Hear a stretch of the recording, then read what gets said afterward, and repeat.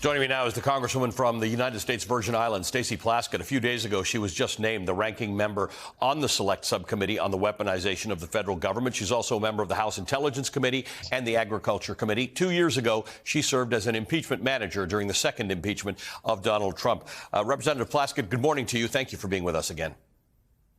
Thanks so much for having me. Good morning to you. You just heard what Professor Ben-Ghiat had to say about this committee. Give me a sense of your assessment of what your role and the role of Democrats on this slightly weird committee should be. Well, first, I have to say that I'm just so grateful to Leader Hakeem Jeffries for tapping me to be the lead for the Democrats on the committee. And I think that you see from the composition of the Democrats that we really represent, once again, the mosaic and that makes up the American people. We have older members, younger members, new members, senior members who have been around a while and from all over the country with deep knowledge and experience in investigations, oversight, and the law. And Dems have said at the beginning of this Congress that we're willing to work in a bipartisan manner because there are areas, of course, Velshi, that you know, Ali, that need to be investigated, whether that's the IRS disproportionately auditing African Americans, or it is things like Bill Barr utilizing his perch as Attorney General to support Donald Trump. And so we're willing to do that. But the Republicans, and particularly Jim Jordan, have shown over and over again that they're not interested in that.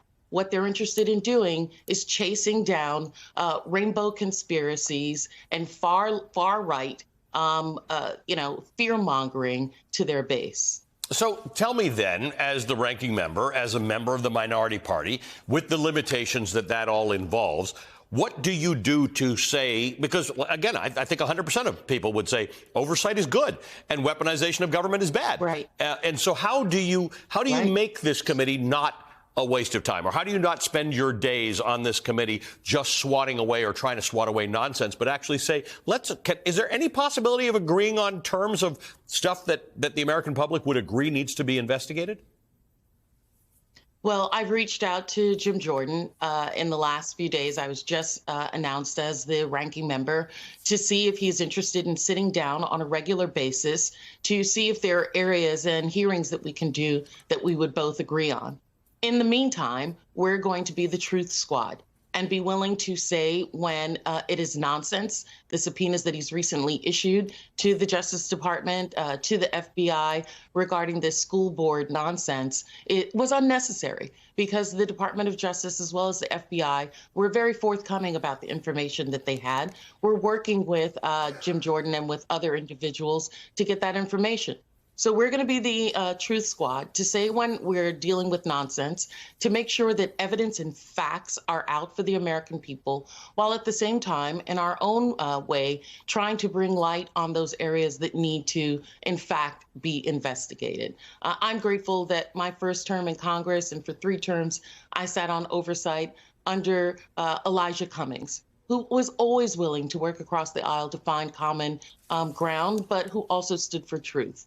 And I'm going to use him as a model to ensure that the American people hear the facts and evidence, that we deal in truth, and that we push back on things that would divide Americans and rally up the worst intentions within all of us, while at the same time trying to get out some real oversight investigation. Well, you cited your work with Chairman Cummings as an example, and there are many, and there are Democrats and Republicans who both do this. When there's a chair and a ranking member, they work in some degree of association. They will send letters jointly.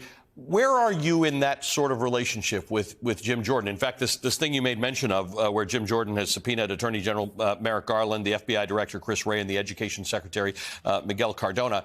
Were you consulted about that? No, I was not.